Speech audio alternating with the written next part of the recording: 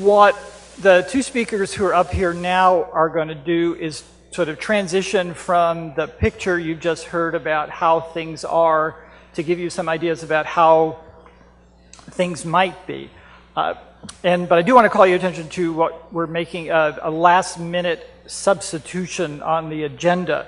You'll see that actually the last item on the agenda is testimonials of change.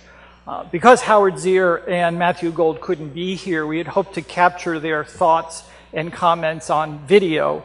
And when we previewed it on these very big screens, it didn't translate very well. So we have drafted Fred Van Loo as a last-minute pinch hitter to cover some of the elements of restorative justice that they were going to cover. Fred is an attorney, mediator, and former prosecutor. He's the director of the Center for Restorative Justice Practices here in Des Moines and the justice coordinator at the Center for Restorative Justice in Portland, Maine. Preceding Fred will be Ms. Jessica Johnston. Jessica is from Colorado Springs.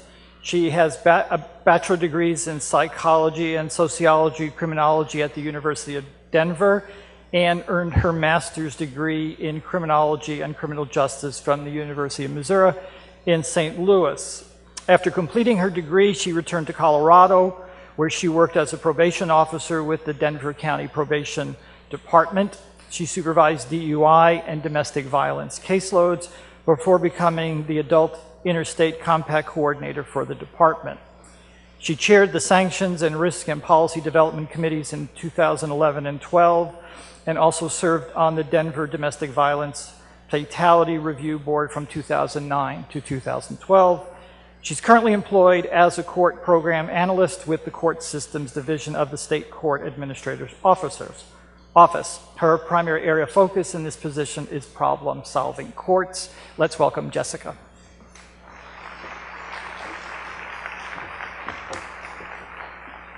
Thank you so much. It's so great to be here, and I'm really excited to be able to share a little bit of time with you exploring this notion of accountability and how it looks currently in our juvenile justice system and how it could look. So before we go any further, though, I have to admit that my connection with this topic isn't just purely academic or professional. How accountability looks in the juvenile justice system is actually something that's really impacted my personal life as well. I come from a justice family. I have several family members that have made long careers working in the criminal justice system. And so it was really shocking for my family when my older cousin Robbie was arrested as a 17-year-old high school senior. Now Robbie was 2 years older than me, and so he was quite appropriately my ride to and from high school. I'll never forget the day that I was waiting at Robbie's truck and he never came out to drive me home. Instead, that day, my older brother came to school, and he pulled up and he said, "Jess, get in the car. Robbie's been arrested." And as it turns out, Robbie was using meth, and he was selling meth, and he was doing that on school grounds. And again, he was 17 at the time of this arrest. And so he very easily could have been funneled into the adult system, facing some really serious felony charges. But by the grace of God, he was given a deferred judgment, and he was given the opportunity to go to inpatient treatment. He did do that. He went to treatment, he got sober, he completed his high school diploma, and he began to pursue a career as an electrician. And I wish that that's where Robbie's story ended, because that would make for a really nice, neat, clean story to share with you all today. But actually, Robbie's story has a part two. He did really well for about 10 years. And then, as often is the case with addiction, he relapsed. And I can tell you that by the time he was 31, he had had every tooth in his mouth removed because they were so decayed from his drug use. He also had managed to pick up 2 driving under the influence of drug charges in a very short window of time. Again, Robbie and my family got very lucky, because he was given the opportunity to pursue treatment, and he spent nearly 2.5 years in a residential substance abuse treatment facility. Today, Robbie's doing really well. He's pro-social, he's a taxpayer, he went back to his career as an electrician, and he's actually testing for his journeyman's license next month. But part 2 of Robbie's story could have looked really different had he just been locked up as a 17-year-old. And when I was preparing for this talk, I asked Robbie where he thought he would be had that happened. And without missing a beat, Robbie said to me, "Oh, Jessica, I would be dead, or I'd be locked up in a hole somewhere, and frankly, what's the difference? I'd be dead." Now, Robbie's story isn't perfect, but I think it does illustrate the profound impact that our juvenile justice system's responses can have on the future of our young people. Like I said, Robbie really believes he would be dead, and I don't doubt him, had he not been given the chance to accept responsibility for what he'd done, pursue treatment, and build a foundation for a healthy life. Unfortunately, though, there's a lot of Robbies out there that aren't so lucky, and our numbers in the juvenile justice system tell us this. Now, you've heard that the juvenile justice system is really predicated on this notion that young people have different levels of capacity and culpability, and so they should be treated differently. We use different words in our justice system, like adjudicated, delinquent, detained, committed. And that's why it's somewhat surprising that when we look at our practices, we see that we really treat and respond to illegal behavior from youth much the same way we do for adults, even though we philosophically distinguish the two. We define accountability in our juvenile justice system the same way we do in our adult system. The United States incarcerates more youth in juvenile detention than any other developed nation in the world. The United States has a juvenile corrections rate that is 5 times higher than the next highest country. And we spend $6 billion with a B dollars in the United States annually on juvenile corrections, with the average direct cost of incarcerating one juvenile being $88,000 for a 12-month stay. On any given day in 2011, there were 61,423 young people sitting in a juvenile detention facility. I'm in Iowa, so to give you a little perspective, that's enough people to fill the Drake University Stadium 4 times over. Now, not only that, but 3 of those 4 stadiums would be filled with young people that were sitting behind bars for nonviolent offenses. And more than 2,000 of those seats would be taken by young people that were sitting behind bars for status offenses, behaviors that are not criminal if committed by an adult, such as chronic truancy or curfew violations. Additionally, as you've heard earlier today, young people of color and minorities are grossly overrepresented in our detained populations. And so nearly half of those stadiums would be filled with young people of color. Now, my previous presenters shared some of the Polk County trends. And while your juvenile arrest rates have decreased, they quite correctly pointed out that the rate of juvenile detention here in Polk County has actually increased almost 60% since 2009. And so it becomes clear that the way that we define accountability, at least in practice, in our juvenile justice system, looks like this. We incarcerate. Okay, so we know our current strategy relies heavily on incarceration, but is that really so wrong? And I think that's a really fair question. And actually, it brings me to another fair question that I like to think about as the Dr. Phil factor. If you've ever watched Dr. Phil, I won't make you raise your hands, but you know that at some point, invariably, he leans in at a very poignant moment and he says, you'll have to imagine the Texas accent because I can't do one, but he invariably says, how's that working for you? Well, we've been in the business of incarcerating young people for several decades now. And to what end? Research done on recidivism consistently shows that as many as 70% of the young people that we detain are rearrested within 2 years. We also know that incarceration itself, defined as prior commitment, is one of the most significant known risk factors of recidivism. Additionally, besides these outcomes relating to recidivism, we see that incarceration has profoundly negative impacts on young people's mental and physical well-being, their education, and their employment opportunities. For 1/3 of incarcerated youth that were diagnosed with depression, the onset of that depression occurred after entering the facility. So we know that not only does incarceration tend to exacerbate existing mental illness, it actually can contribute to the development of some mental health issues for our young people. And unfortunately, access to care in incarcerated facilities is pretty limited. One study found that only 15% of detainees with major psychiatric conditions that presented with functional impairment received any kind of treatment for these conditions while incarcerated. 15%. We also know that incarceration interrupts the natural desistance process because it gets in the way of youth doing the things that keep them out of trouble, like developing pro-social friends and associations, like attaching and engaging with their school, and developing employment opportunities.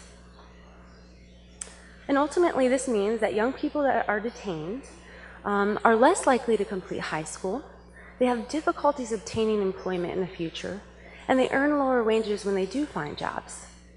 And all too often, they end up back in our juvenile justice system, and worse yet, they end up in our adult criminal justice system. Now, my skeptics in the room are probably asking a really good question right now. Youth that commit crimes and ultimately get detained are presumably different in the first place, right? So it would make sense that they have different outcomes. Well, you're exactly right. To really assess the efficacy of incarceration, we need to know if it's detention itself that's making things worse.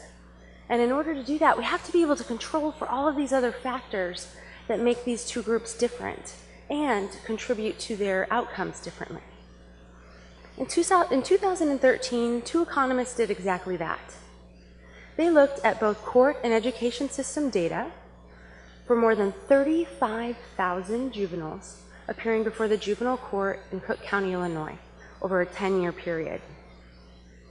What they found was that when controlling for things like individual characteristics, family background, offense type, controlling for all of these variables, they found that the youth that were incarcerated were 13% less likely to graduate high school and 22% more likely to end up incarcerated as adults, as compared to the young people that went to court but were placed on community supervision. Furthermore, these economists found something really interesting. They found that the timing of incarceration was particularly salient. For 15 and 16-year-olds, this group experienced the biggest impact of an incarceration sentence. And it's likely because at this critical time, the disruption of incarceration is most likely to end a young person's high school education. Now, although the human costs far outweigh the financial ones, it does bear mentioning that our current policy of juvenile incarceration is extraordinarily expensive, and quite frankly, it's fiscally unsustainable. The cost of building, financing, and operating a single detention bed costs the public between $1.25 and $1.5 million over 20 years' time, a single detention bed. The Washington State Institute for Public Policy looked at the investment benefit of various things, including detention. And what they found was that for every dollar spent on county juvenile detention systems, $1.98 of benefit was realized in terms of reduction in crime and saving costs to taxpayers. But in contrast, the same research found that investing in diversion and mentoring programs tripled the investment.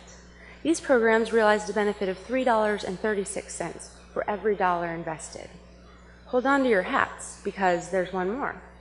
The evidence-based treatment of MST, or multisystemic therapy, realized a benefit of $13 for every dollar spent. If we took what we spent on incarcerating just one youth for a year, that $88,000, and instead invested that in MST, we would realize a benefit of more than $1.1 million. That's like getting in on the Apple stock early. Talk about a return on investment. So the research is in, and so is the jury. Juvenile incarceration does more to create criminals than it does to stop them. And it does this at an extraordinarily high cost. And so getting back to Dr. Phil, I would say that relying on juvenile incarceration as our primary form of exacting accountability in our system isn't working that well for us. Okay, well, if our current definition isn't working, where do we go from here? How should it look? Well, to begin with, I believe an appreciation for the vulnerability of the young people that we're seeking to hold accountable is critical. Now, the previous speaker talked a lot about the legal determinations of why juveniles are different than adults and why they should have different standards. But when I talk about vulnerability of juvenile justice populations, I'm actually referring to more than just the factors of their developmental age.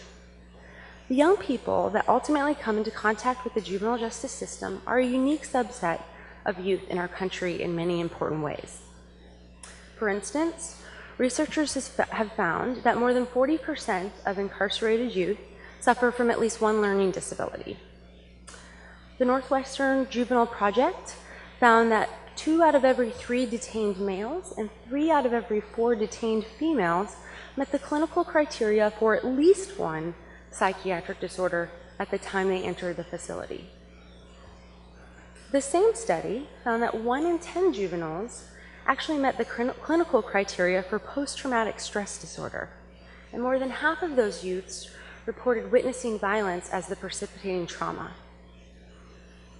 Now, Dr. Navasaria talked this morning, and I know there's reminders on all of your table tents, or all of your tables, about the ACEs study. And I was really excited to see that, because I prepared this talk somewhat in isolation from the other content, and so I was thrilled to see the connection. And as Dr. Navasaria pointed out, the original ACEs study was conducted using a middle-class, insured, educated adult population. And so the one study I want to share with you today and emphasize is a new study. It was just released this year, 2014, in the Journal of Juvenile Justice. And these researchers asked the question, okay, what's the prevalence of ACEs in the juvenile justice population? What we're all here to talk about, kind of.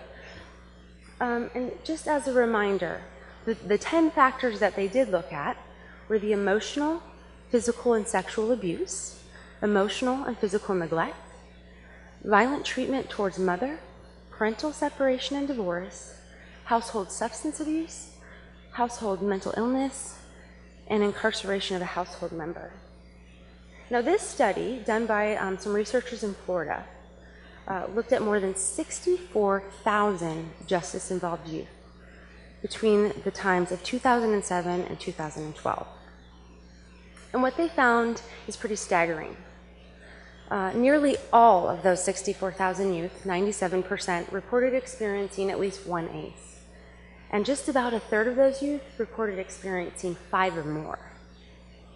When they actually paired this information with assessed risk, so they did a risk assessment and kind of determined what was the likelihood this individual might reoffend, when they took their traumatic exposures and looked at it in the context of risk, they found that the highest risk youth reported the most incidents of ACEs. In fact, juveniles categorized as the highest risk for reoffending accounted for 3/4 of the youth that actually reported 9 or 10 ACEs. And given the cumulative nature of ACEs, that's pretty profound.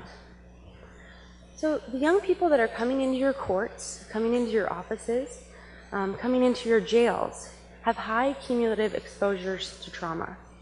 And this has really profound implications for us, because incarceration and jail sentences do nothing to change the maladaptive and antisocial stress management strategies that these young people have developed in the face of trauma.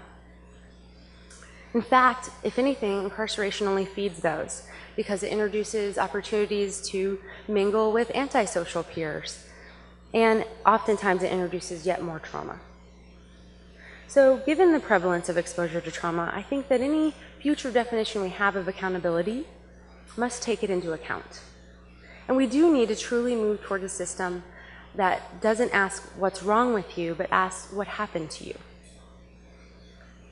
So overall, where does that leave us?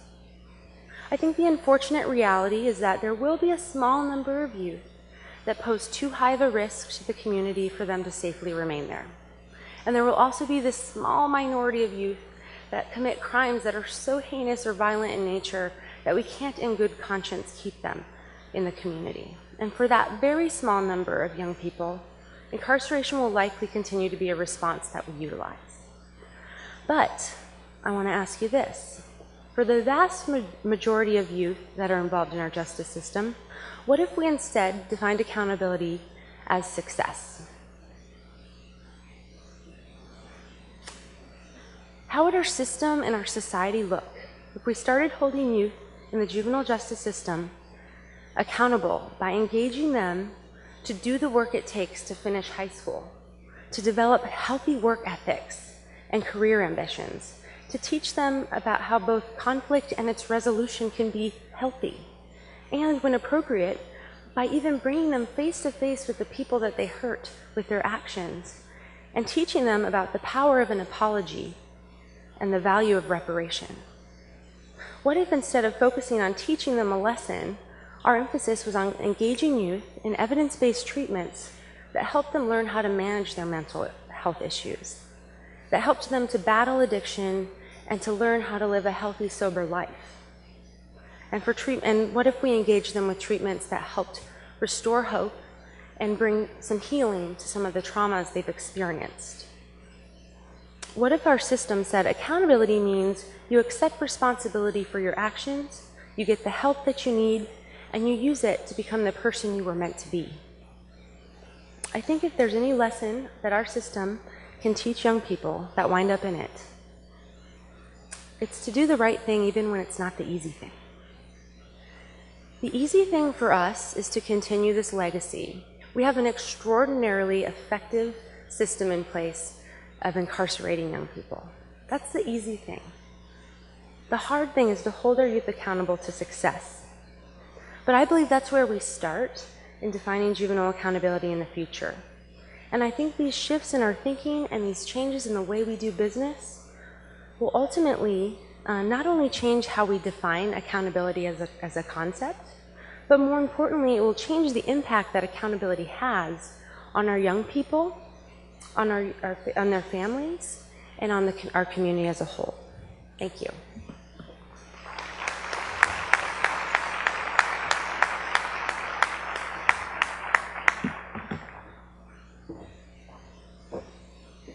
Good afternoon.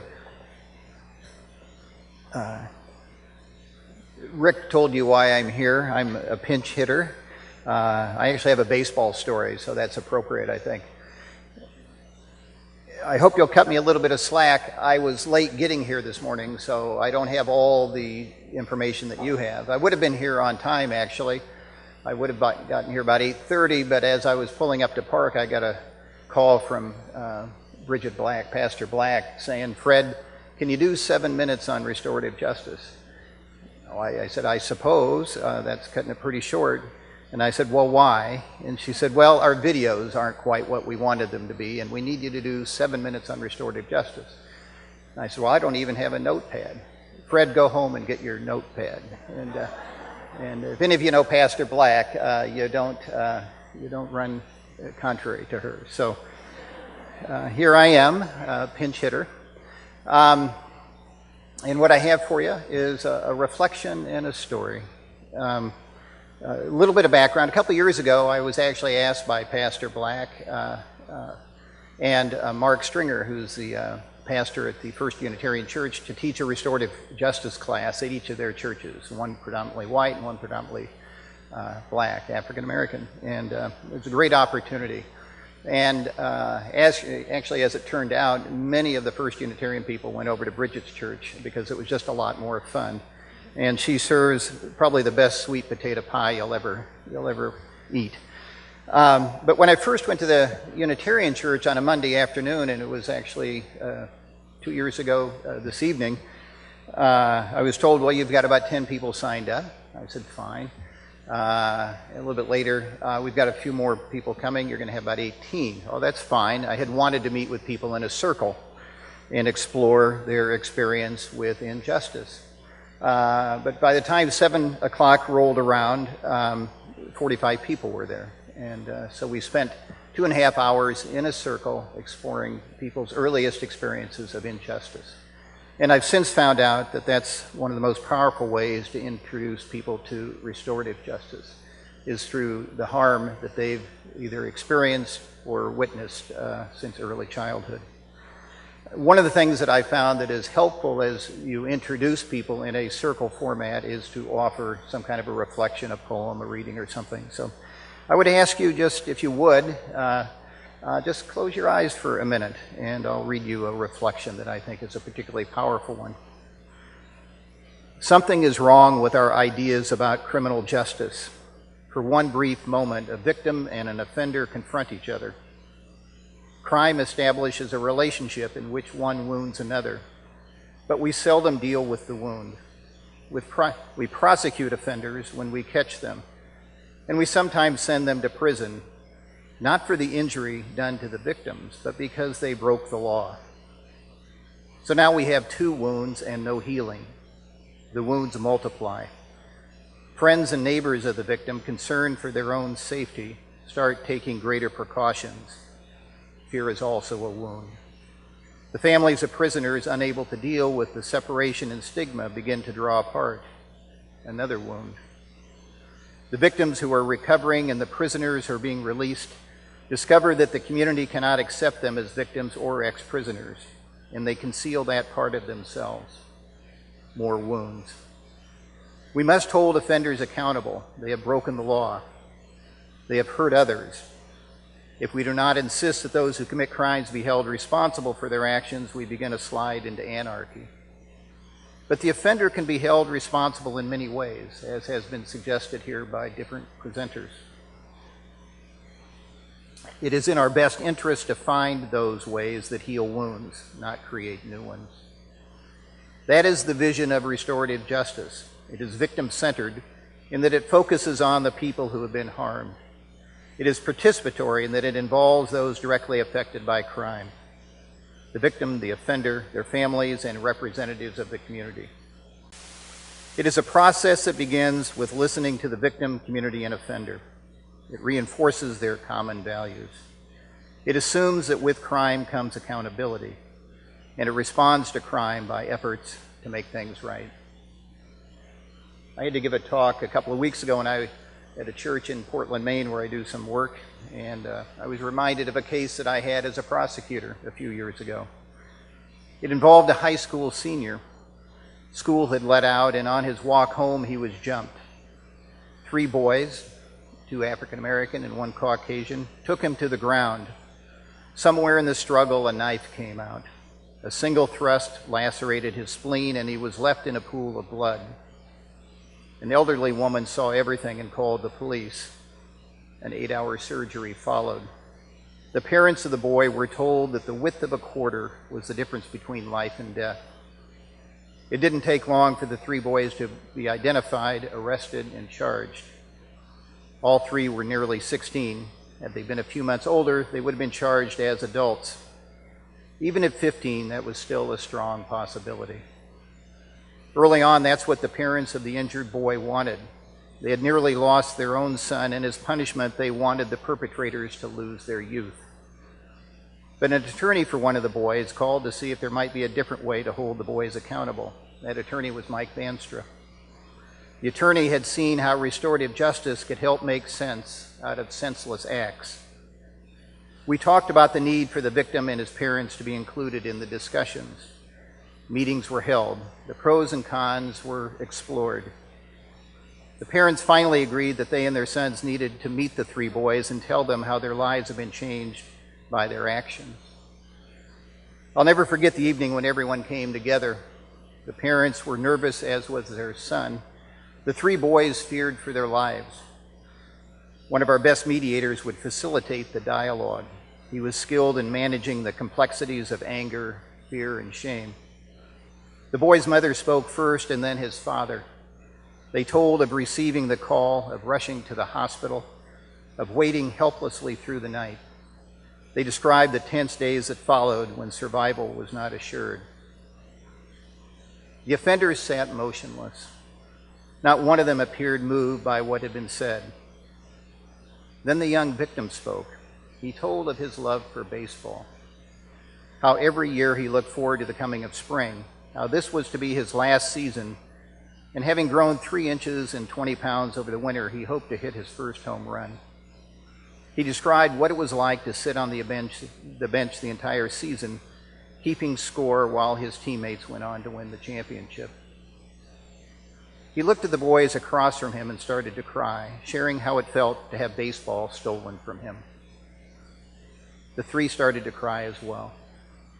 Nothing was said for several minutes. And then the boy looked at the 3 again and told them he forgave them. Through their tears, each apologized one by one. It's a challenge sometimes to explain to the uninitiated what restorative justice offers that our retributive justice system cannot. Like love and compassion, it must be experienced. So what happened to the boys? They stayed in juvenile court. One of the agreements, and Mike reminded me of it over the lunch hour, was that the mother wanted each of the boys to report to her over their high school years what their experiences were, how they were doing. And they followed through with that, and they all received their high school diplomas. I have another brief story, a very short one that goes back 1 week. I got a call last week from a mother, an African-American woman, nearly in tears. She said, "Can you meet with me and my son?" So we did last Wednesday at the Drake Diner. She said she was afraid for her son. He just turned 18. And I said, "Well, why?" And she said, when he was 16, he was charged with attempted murder and terrorism for allegedly firing a gun at a park. No weapon was found, no shells, no gunshot residue on his hands, but a girl who he had had a disagreement with, and truth be known, they'd probably been boyfriend and girlfriend at one time, had said that he had done it. So he was taken to the Polk County Jail, and over a 6-month period, he was in one jail or another. He had a public defender who was overloaded with a caseload and finally convinced him to plead guilty to Class C felony terrorism. Last October, he went on probation. And here he is, a week into being 18. He's still in school. The school district says, you got to go to school 1 hour a day and take a remedial English class. He's getting no job training. He's getting no job seeking skills. He's just taking a single class. No one is helping him. I visited with him and his probation officer last Friday to see what could be done. I have a mechanic friend who may be willing to mentor him, and I suggested that, and he said, "Well, that's not a concern of mine." He said, "My concern is that he pay the several thousands of dollars that he incurred as a result of being in jail while he was being held and presumed innocent." There's not a moral to this story, except that there was no restorative justice process in that case for that young man. And his life now looks quite a bit different than that of the 3 young boys that Mike Banster brought to my attention several years ago. Thank you for your time.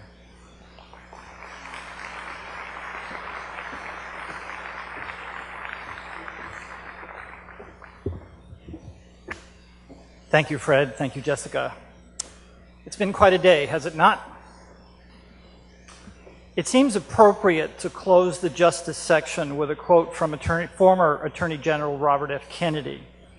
As many of you know, he once said, "There are those who see things as they are and ask why. I dream of things that never were and ask why not." I suggest to you it's time we ask why not when it comes to alternatives to detention and incarceration like restorative justice. It's time to ask why not when it comes to intervening earlier in the process. And it's very important that we say why not to a bias-free society. And until we get there, we must acknowledge as best we can our own internal biases. There are many ways you can get involved on the justice side of developing brains and developing accountability. Why not become a mediator in a Des Moines middle school through the Amos Mediation Program? Why not become a court-appointed advocate for a young person who's about to leave the juvenile system but needs an ally and a friend? Why not find out about all of the options that are available at the website we've created for this conference through iowaces360.org? Why not? The concept of justice means giving everyone what they're due and explicitly acknowledges that different people need to be treated differently. Most of us are familiar with the research on adverse childhood experiences. Now we can add to that knowledge base what we've learned about the brain development science today. Even though they walk like an adult, they talk like an adult, and often act like an adult, our children and youth do not have the brain of an adult. So we have to ask ourselves in our quest to hold young people accountable, are we creating another adverse experience? And if we take nothing else away from today, it should be the reminder to do no harm. We know how we hold young people accountable has health consequences. We know there are science-based approaches that can produce better outcomes. We know those strategies should focus on being prevention-based and focus on reducing risks. We know the prevalence of young people at risks warrants a population-based approach. And we know we should focus on the underlying conditions for their behaviors. In other words, we should take a public health approach. And if we do so, we won't have to choose between positive health outcomes and accountability. Will Rogers once said, even if you're on the right track, you're going to get run over if you just sit there. So it is not about what we know, but what are we going to do? Like many of you, when I arrived this morning, I saw many, many people I had never seen before.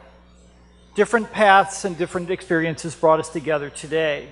And hopefully we are leaving with a better understanding of how our work will be better integrated, informed, and connected.